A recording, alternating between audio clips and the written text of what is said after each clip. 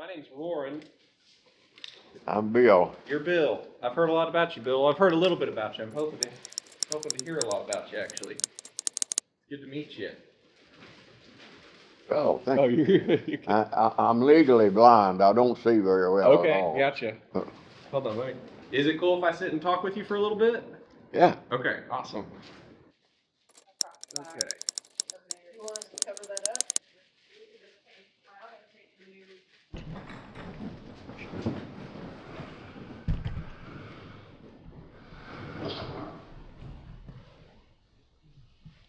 So they tell me you were in World War II. Yes. Yeah? What years did you serve? 46 to 48. 46 to The 48. war was the war was over, but it hadn't been officially. Okay. Yeah. What year were you born? Pardon me? What year were you born? What year? Yeah, were you born? How old are you? Oh, I'm 96. 96. Okay. So you almost 97. So you were born in, let's see. 28. 28. Okay. So how old were you when you enlisted? 28. Let's see. It was 1946. So you were 18. 18 years old. Is that right? I went in the service at 17. At 17. Okay. Yeah. So in 46 to 48, where were you at? Well, I was on a little island called Treasure Island. It's right underneath the Oakland Bay Bridge. Okay. On the San Francisco side. Okay. Well, and what was your job? Well, I was on a mine sweeper. Oh, wow. I was assigned to this mine sweeper, but we tied it. We'd always, when we come back, we'd tie up there at Treasure Island. So wait, you were on a mine sweeper in the United States? Yeah. Oh, okay. Interesting. And we, what we did, we went up and down the coastline. Wow. All the way to Seattle, up in there, in Bremerton, Washington. Wow. Yeah. Okay. We actually did all the time that I was on it, and we went up and down. There was one mine that we could see in a distance. I'd say it was probably 500 yards from us. Okay. But we got to shoot it. We shoot it with on this ship we had a British .303 rifle. Okay. Which is pretty good. You know, it used a pretty good sized shell. Yeah. And we actually exploded it. And there was probably 4 of us shooting at it. Okay. Yeah. At about 500 yards. Yeah. I'd say it was 500 yards. Yeah. That's cool. It was way out there. And then, so you were only in for 2 years? Yes. Okay. And the buddy that went in with me, he stayed in and retired from it. Okay. And today's his birthday. I've got to call him here in a little bit. He lives in San Jose, California. Okay. Yeah, we talk to each other every day. That's awesome. And he was on every kind of a ship, from a troop ship on down. His 30 years he spent in there. And he was also on a mine sweeper like I was. Okay. And around, I believe he told me,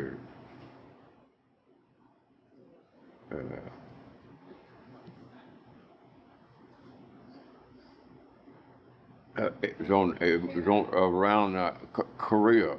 That's where he was. And the thing about it is, in 1950, I joined the Army for 3 years. Okay. And I spent most of my time I spent in Saipan. Okay. And they had these, they called them igloos. Just a big concrete cellar that was full of ammo. Okay. Yeah. And Saipan is just probably a couple of miles from Tinian. And Tinian is where they flew the planes that dropped the atomic bomb on Japan. Okay. Tinian had a long airstrip, where Saipan was, it was only 13 miles long and 6 wide. Yeah. Saipan was. Oh, I was aboard ship several times in my Army career.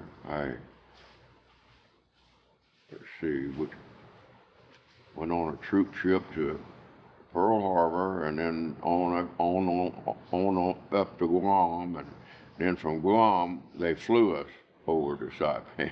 Wow. So you've been all over. Yeah, yeah. So then, did they immediately put you on the mine sweeping as soon as you enlisted? Well, after boot camp. Right. Okay. See, boot camp was 9 months, I believe. Okay. I'm not sure about the time, but boot camp was there in San Diego.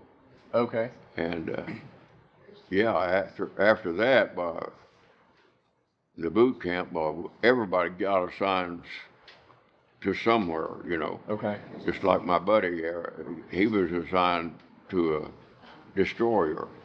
Okay. He got on a destroyer. So during that time that you were doing the mine sweeping, who had set those mines? Well, they were floating mines. Uh-huh. So Japan, I guess, one of the countries that was against the United States, Yeah. anyway. They had set them that close to the United States. And they were round. From 500 yards, they looked to be about this big around. Okay. And it was just, I don't know who, anyone could have, that I guess could have dropped them. And Yeah. they were floating. How far offshore were they? Well, I'd say the ship itself, the little mine sweeper, was probably, I'm going to guess, after it went under the Golden Gate Bridge and we went all the way up the coast to Seattle. I really don't know for sure, but I believe we could always see the shore. Wow. Okay. So we wouldn't be too far off, Right. Maybe a mile or so, maybe. Wow. At most. But yeah, I remember seeing the shore all the way up through there sometimes. And you were on that thing for 2 years? No. Oh, okay. I was in the Navy for 2 years. Okay. They decommissioned that mine sweeper because they had no further use for it. The United States didn't. And I was one of there was 3 of us. Myself and another sailor and a second lieutenant. We took it to Bremerton, Washington, and put it in a shipyard there. Okay. And they shipped as far as you could see them. They'd already been decommissioned. Okay. There at Bremerton. Yeah. How big was the mine sweeper you were on? I can't remember, but I doubt that it was 100 feet long. It might have been 100 feet long. Okay. It was called a YMS, which means a yard mine sweeper. Okay. They really wasn't built, I don't think, for seagoing purposes. Okay. They were built just for to protect the coastline. Yeah. So how long were you on that YMS ship? Do you remember? Not too long, but I don't remember for sure. Let's see, my 2-year enlistment, and I was 9 months or something. I was probably on a year. Wow. Okay. Yeah. Man. I believe I would have been. Maybe that's stretching it a little bit. Well, when we decommissioned, of course, they had to reassign everybody. Yeah. That's when they sent me to Saipan. Okay. Take him around and take him out. So how long were you? So you went from the YMS ship, and then when they decommissioned that's when you went to Saipan? Yes. Okay. Well, we came from Bremerton, Washington. We came back to Treasure Island because there were just 3 of us, and they flew us back to Treasure Island, and then that's when I was reassigned, and went over to some close place there to San Francisco. Yes, I guess today's Fat Tuesday, so they'll be on it. And we stayed in barracks there until they sent us to reassigned everybody and sent us. I was the one that went to Saipan. Only one of the ones I knew. I was the only one that went to Saipan. Okay. This happens, I'm sure, still today. In San Francisco, when we get a pass to go out, maybe just for 24 hours, when I was aboard this little ship down at Treasure Island, we'd go into San Francisco, and I'm walking down the street, and all of a sudden someone puts their arm in mine like this. I guess he should be feel sorry for him, but there's more queers in that town than you can shake a stick at. My buddy off the ship and I went to a movie one night, and I'm on the inside and he's right here, and another guy comes in and sits down here. It wasn't no time till this guy was putting his hand on my buddy's leg and not stuff like that. And he had bought a bottle of, I used to use it on my hair anyway. He had a bottle of hair oil of some kind. And this guy kept doing that, and of course my buddy kept scooting over toward me, and it's just a normal seated movie, and my buddy took that bottle of hair oil and busted it over his head. Well, yeah, he was from Alabama. And pretty soon they turned the lights on in that movie and got that guy out of there. Was there ever, in any places you were at, was there ever any conflict or combat happening? Not while I was in the Navy. Okay. No. Oh, but what about when you were in the Army, though? Yeah, I joined the Army for 3 years. Right, okay. In 1950. Okay. And I was in a lot of combat. Wow. A lot of it. Every hill in North Korea was Hill 17 or Hill 14 or Hill this. They had nothing but hills anyway. Korea is not. It's just all hills. Okay. I can't believe how rich the South Koreans are now. They had nothing. Their homes were, the roof of their homes was straw roofs on them, most of them. Yeah, I spent 15 months in Korea. When? The tour of duty was 6, but I stayed 15. I was single. 3. Didn't care for nothing. Yeah. My parents, of course, but I don't regret any of it. We didn't have a north and south parallel at that time. Right. When I was there, we was in North Korea as much as we were anywhere. Okay. I was in the 3rd Division then. Okay. Yeah. Well, let's do you remember any, like, while you were in the Navy, is there any specific stories you remember that you like to tell? Like, you said you were, one of them you were shooting at that mine. That's pretty cool. Well, that's about as exciting as I can remember. Okay. To see that thing explode. Yeah. Was it a pretty big explosion? Well, yeah, I would say that we probably blew water 20 feet high. Okay. Yeah, you know. Yeah.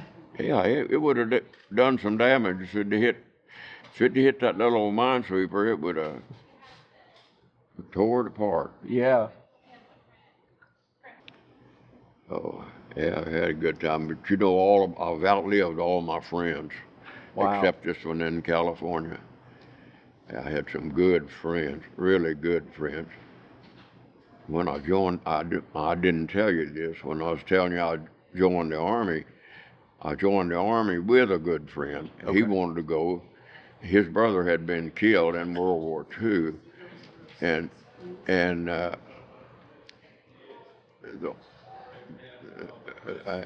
in McAllister, oh, I can't think what you call them, but he told us that if y'all go in now, you'll get all the benefits. Oh, are you talking about a recruiter? Pardon me? A recruiter? Yeah, recruiter. Okay.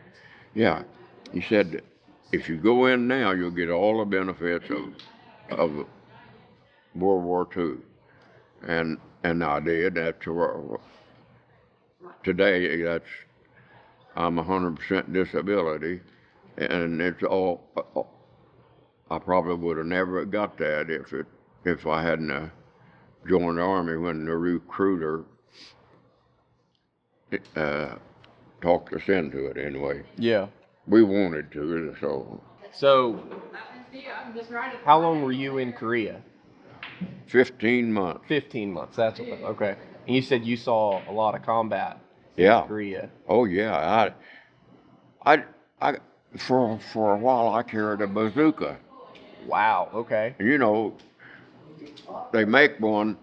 Most of them are mounted on what they call a weapons carrier. It's a truck, just a big pickup truck's what it would look like, and this bazooka is fired from it. But they also make one that you can carry on your shoulder. Yeah. And actually fire it. Because all the concussion is behind it. There ain't none of it at the front. Huh. Yeah. I carried one. I never did fire at anything. Okay. Now on this weapons carrier, there was 3 of us, and there was the loader, which was me. I picked the ammo up and handed it to the guy on the weapons carrier, and then he handed it to the guy that loaded it, and then fired it. Okay. And yeah, I've seen that thing fired a lot of times. Yeah. Not a lot of time, but probably I'd be safe in saying probably 10 or 15 times anyway. Yeah. What we do, there'd be a observer that was telling where to fire, and then he was talking to the guy that did the firing on this weapons carrier, and I've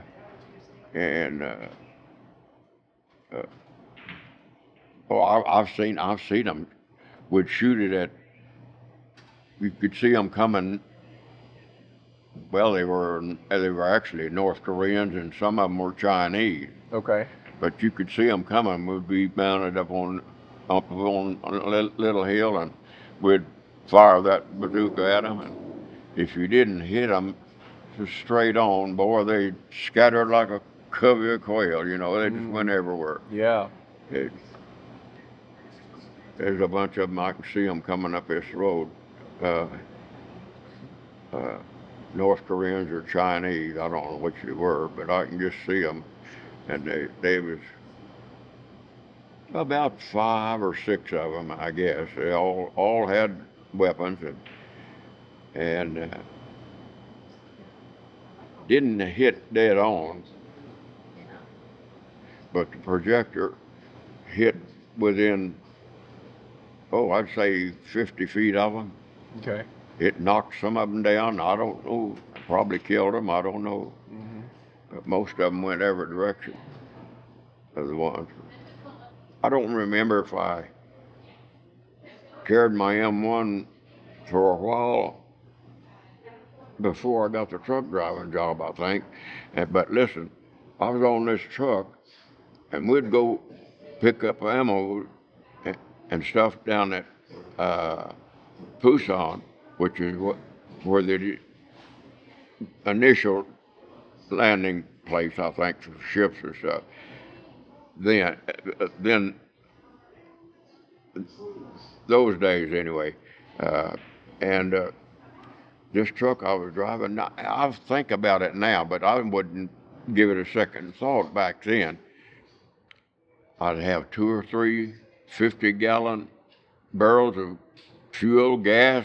Maybe one would be diesel, the other two be gas. And those things are, man, they're heavy. Yeah. 50 gallons of anyway. And then I'd have other supplies, even whiskey Oh. that officers got. Yeah. Yeah, they'd get so much each month, I believe. Wow. Anyway, I think about driving this truck at night, just with not with headlights. They had those little small lights on the old model trucks. Okay. Now the newer ones now, I don't know how they're fixed, but I call them new. They came out in about the time I got out of the Army. They come out with a new truck. But the old original World War II truck, they had little old night lights. They were about this on each front of each fender. They were about this long and about, I'd say an inch wide. Okay. And that's what you drove by at night. You didn't use your headlights. I mean, I drove at night, and lucky I was never the leader. I was following another one, and I just went wherever he did. Yeah. But anyway, I had gasoline on that truck. I had supplies, and then I had ammo on it. Well, I'm driving, but I think about it now. I was driving, all someone had to done was just shoot Yeah. the truck, Yeah. and the whole thing would have just exploded. Yeah. Between ammo and whiskey and Yeah. gasoline. Yeah, quite an experience. Yeah. But Man. Korea was terrible. Oh, that was cold. It was colder than Antarctica. Really? Some of the nights. In 1950, you couldn't drive a wooden stake in the ground. Mm. We'd take a metal stake and drive it in first, and then we'd put the wooden stake in when we was putting up our tents. Yeah. Oh yeah. What did you have, an M1 Garand or an M1 carbine? I had an M1. I was issued an M1, Okay. but as I say, I hauled supplies. Uh-huh. And I got real well acquainted with the supply sergeant, so he gave me a carbine, Okay. 30 caliber carbine, Yeah, and yeah. I killed pheasant with it. Hey, there you go. That place was full of pheasants. Really? Yeah, because of the rice, I guess, the rice paddy. I just had pheasant stew 2 nights ago, so I like took these pheasants. one time. The supply sergeant said, "If you'll kill me a couple of them pheasants, I'll cook them for you." So I killed 2, but anyway, this first one I killed was flying, but he just got up off the ground, and I turned this little carbine loose on him, Yeah. and killed him. That's awesome. But the other one, he was sitting down when I got him, Okay. and they were pretty good. But best I remember, he seemed like it was tough as a boot, the way he cooked them or something. Yeah. But you know, if a pheasant is cooked right, and I've killed a lot of pheasant going to Kansas and Nebraska and places like that when I lived at Wetumpka. Yeah, and if they're cooked, my wife could cook them, boy. I mean, it wasn't tough when she cooked them. Yeah. Yeah. What's some other combat stories or times you saw combat in Korea? What was that like? One that I always remember the best was called Hill 17. Okay. And they were dug in, and we attacked it from the bottom, of course, and didn't get far. They had called in air support, and embalmers they shattered these dug-in places. I don't know how many of them they was killed in that with the bombs and things. And then we had off to this big dugout. There was a smaller one that survived the bombs. Anyway, me and I called my foxhole buddy. We stayed together all the time, and he was from North Carolina. But anyway, we laid down on our stomach, probably 250 or 300 yards away, and we just laid there and shoot it one round after the other. That, see, my carbine held quite a few shells, but I believe I was shooting with that M1 then. And those only hold 8, yeah. right? And it had a clip. Okay. You know, I think there's five rounds in that clip, but you had a spare on that M1 that held the same amount. But you could empty that clip pretty quick. Yeah. And then slap that other one in there. You'd mess your button and the clip comes out, and then another one goes in there, and you could shoot 10 rounds pretty fast. Yeah. So y'all were just laying there and shooting at those other guys in the little bunker? Is that what was going on? You were say that again. You said you and your foxhole buddy were laying down and just shooting. Yeah. And y'all were just the hill. I don't know. We didn't get very far up it till they called in air support, and they bombed the heck out of it. But old Cecil and I, we just laid down on our stomach and shot. Well, I guess everybody was doing that. All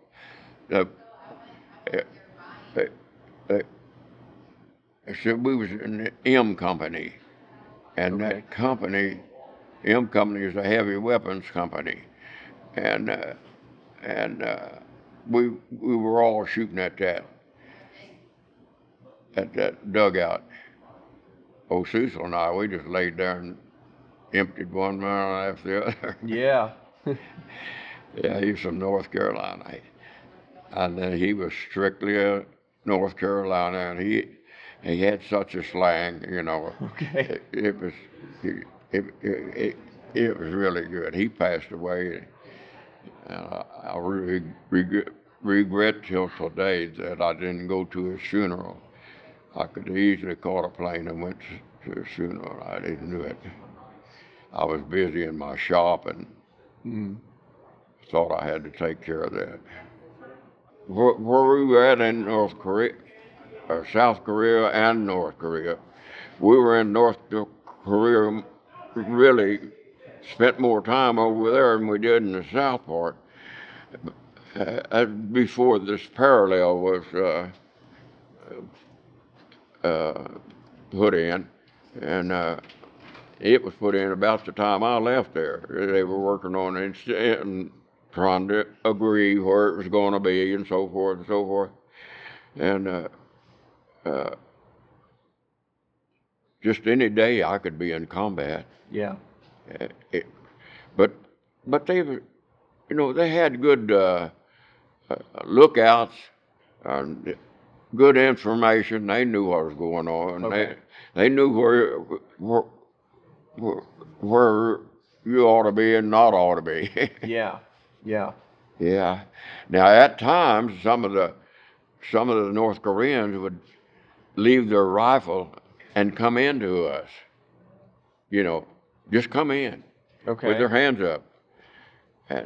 And this happened, well, I recall twice, and one of them come directly to me, and we stopped and searched him and this and that, and all along he had his hands up. Well, there was a sergeant took him up to, I guess, the headquarters there, and I don't know what happened after that. He took Mm-hmm. him up there. That happened twice at different places. Mm. They'd come on, put the rifle down and come in. And not only this happened to me twice, but it happened to the other guys too. There was a lot of them Hmm. surrendered and come in, you know, when they could. Yeah. Yeah. 'Cause there was no way they could whip us. Now,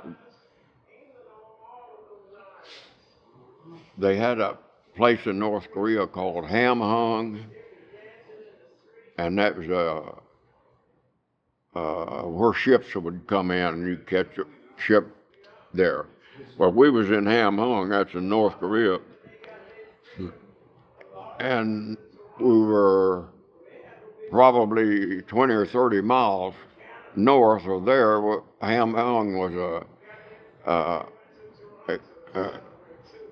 well, that's where I got my feet frozen. Oh. Uh, uh, I can't think of the name of it right now. But the Chinese and North Koreans run us out of there. They run us. There's so many of them coming in. You could just see them, thousands of them coming. And so we pulled back to just a little port where ships come in. It's called Ham Hung and Ham Nung is two right together. And MacArthur took everything out. I mean, trucks, everything. And there I seen a trailer that like a 2.5 ton army truck pulled. They had a trailer that had slats on it that was probably called a 1 ton. I'd say a 1 ton trailer. I don't know, but I seen it loaded with GIs clear to the top. Wow. Dead ones, and their arms, some of their arms would be sticking through the opening in that, and you could see where he had wore a watch, and they, of course, they took it off. But this happened at Ham Hung, Okay.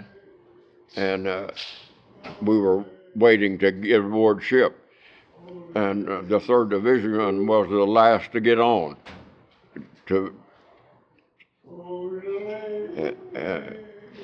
That was a very grueling place, I'm telling you. It was terrible.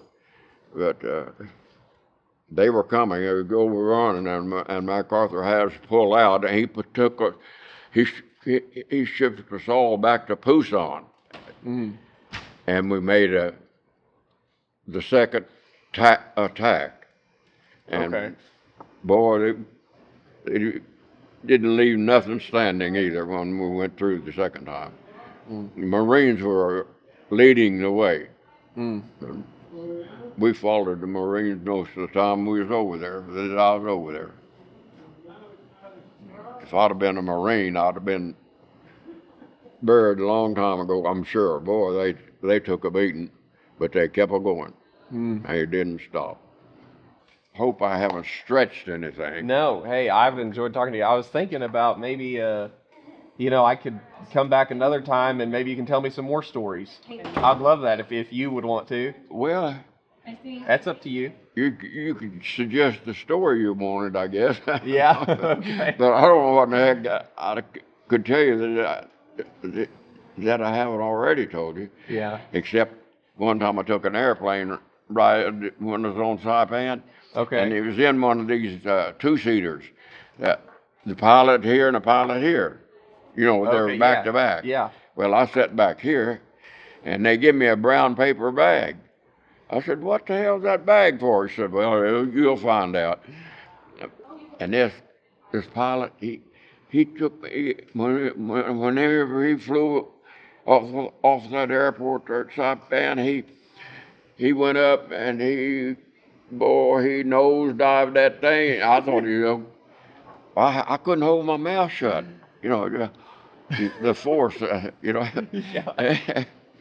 Anyway, He said, "You'll find out what that paper bag's for." Tried to make me sick. We flew around that island, around Tenny Ann. I don't know, probably up in there 30, 40, maybe about 30 minutes, I imagine. He brought it back, and the first thing they wanted a question they asked me is, "Where's that paper bag?" Well, I had it. Ooh, I didn't have to use it. that's Oh, cool. hell, they couldn't believe it. Because he made everybody sick. That's cool. It was a test.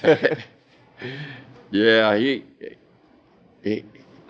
would dive down, and you'd think he was going to hit that, whatever, there'd be a barge or something down there, and then he'd pull that thing out.